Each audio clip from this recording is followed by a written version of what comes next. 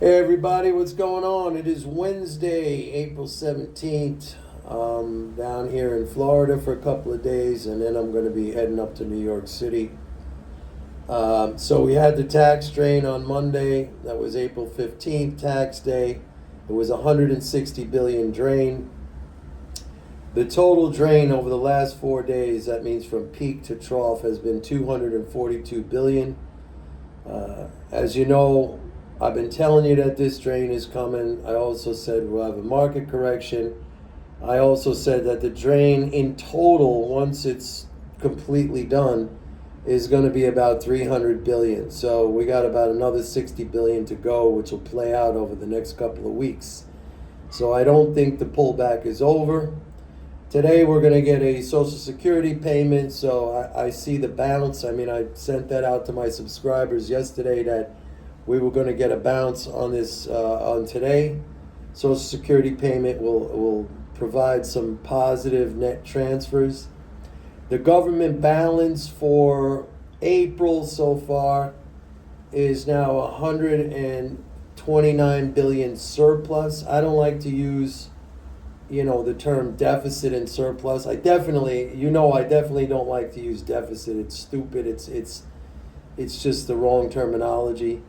So let's call it reverse transfers or drain.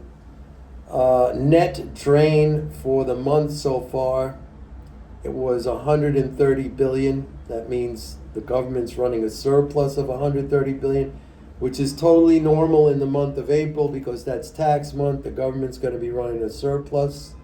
You may even hear about it in the news or something. Oh, the government has a surplus. He might even brag about it, which is so stupid because it's meaningless. But you know how it is. You're not going to hear anything in the media about,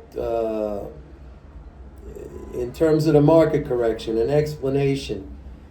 Nobody's going to be talking about these drains and these flows. Everything is going to be framed in a monetarist perspective.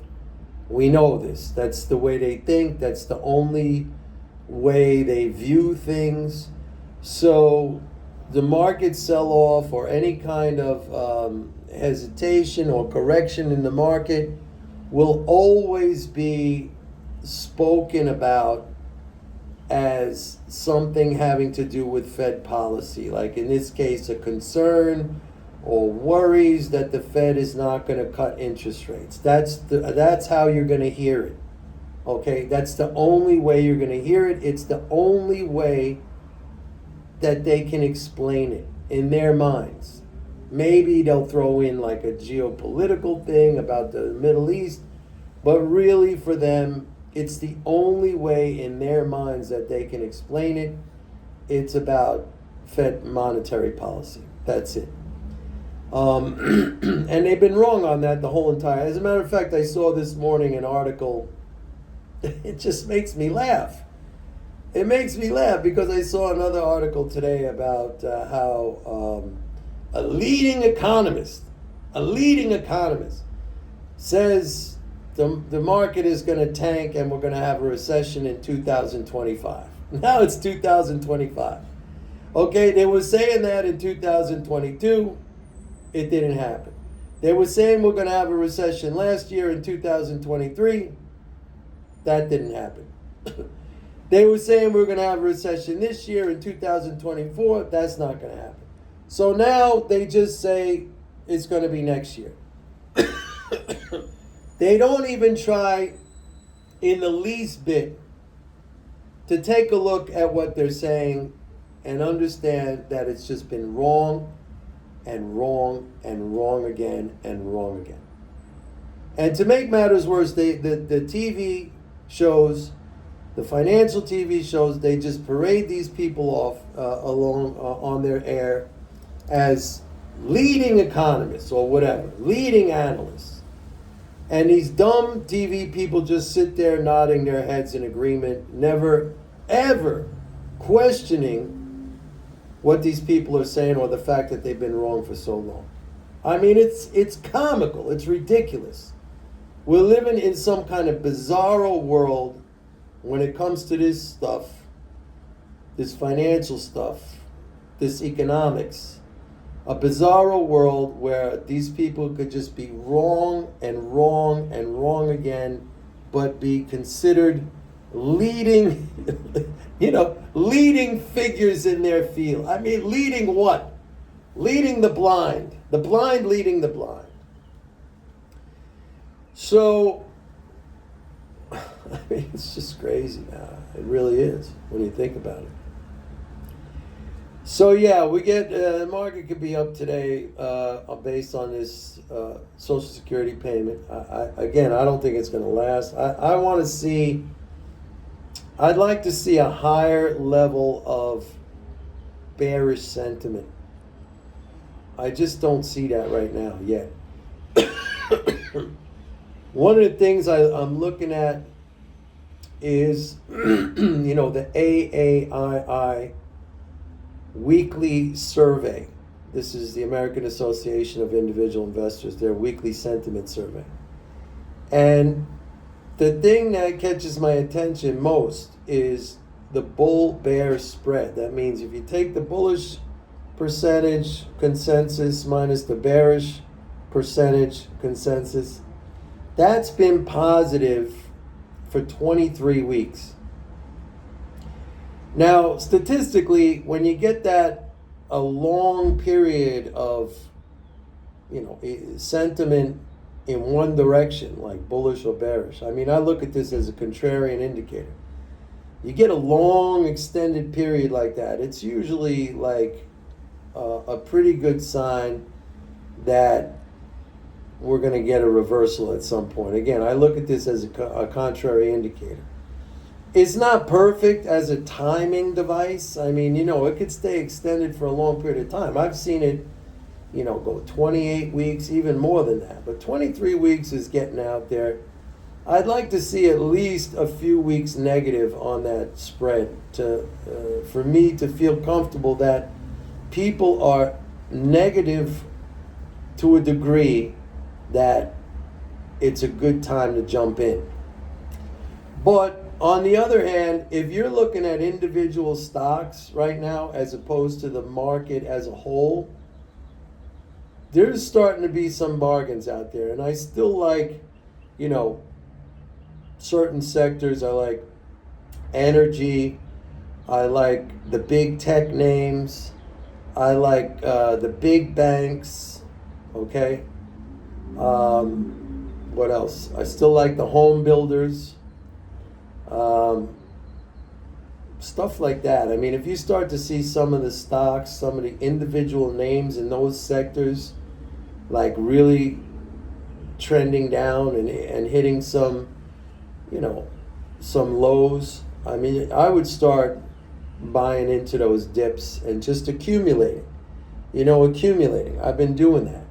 The market as a whole, I'm still waiting, like I said, for things to get a little bit more negative. So we had the tax drain. I don't think it's done yet. Like I said, usually we get about a 300 billion total drain from peak to trough. That's what we had last year and previous years, right around this time. Remember, May 15th, next month, we get another quarterly interest payment. So we start to bottom out somewhere between here and May 15th, where you get a really deep trough in the market. So hopefully that happens with the negative sentiment that I'm expecting. And that'd be a great buying opportunity. You're not going to get a recession. Again, I'm going to repeat this. I'm the only guy. I just keep saying this to you guys. You're not going to get a recession with 7 trillion plus in government spending annually, where you're running deficits of 1.5, 1.6, 1.7 trillion. Those are, again, I use the term, I got to remember not to use that. Net transfers of 1.5, 1.6, 1.7 trillion. You're just not. And you're not going to get lower inflation. Like I said this in prior videos, that it's the Fed's rate policy which is keeping inflation elevated. I mean, rate changes are price changes, and when the Federal Reserve raises interest rates, it raises the general price level.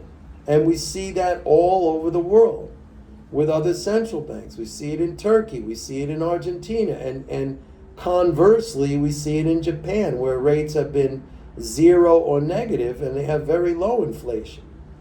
But these people are so married to their orthodoxy that they will never change. They will never change. Just like this economist I talked about earlier who said, okay, it didn't happen in 2022, it didn't happen in 2023, it didn't happen in 2024, it's going to happen in 2025.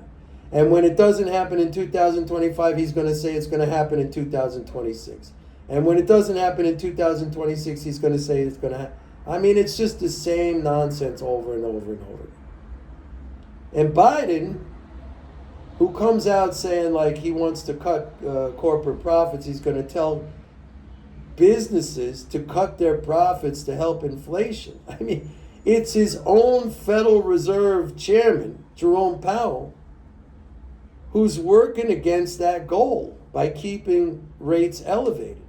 I mean, the quickest way, and this might sound counterintuitive to some of you who are new to MMT, the quickest way to lower inflation would be if the Fed drops interest rates to zero, because that would do two things. It would lower the general price level. Remember, the cost of credit is reflected in the cost of all goods and services.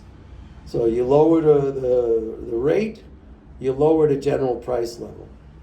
And by cutting rates to zero, it would remove or eliminate totally these interest income transfers into the economy.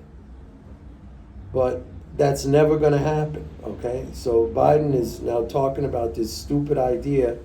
Look, we can have a discussion of, have we created a system here, an economic system here in this country, or maybe even globally, where we've reduced competition and allowed large enterprises to dominate their industries and the marketplace to the degree where they have unfettered price setting ability. We can have that discussion. That's been a policy that we could say that's been policy that has been in place for 40, 50 years, okay, which has led to this. We could have that discussion.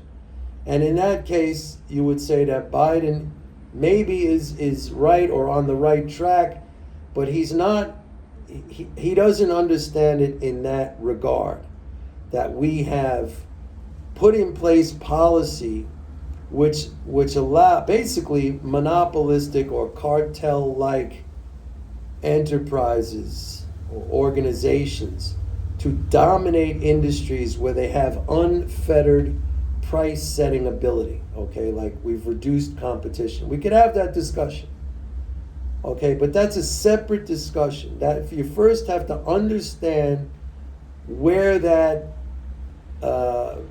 or how that paradigm came to exist, okay?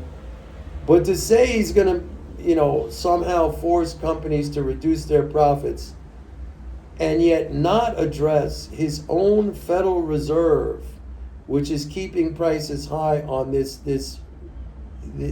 flawed, incorrect understanding of monetary policy, when there's a plethora of evidence all around these people, Jerome Powell and everybody else, all these economists on the FOMC, that show them empirically that what they are doing is wrong. If you don't address that, and instead you say something ridiculous like, I'm going to get companies to reduce their profits. I mean, that is just, you are so off on a tangent in the wrong direction that it's laughable. Anyway, that's it for today. I don't know what happened right there a couple of seconds ago with that blank out, but I'm going to use this video. Don't forget to go to my website, pitbulleconomics.com. Sign up for a 30-day free trial of MMT Trader. Have a great day. Bye.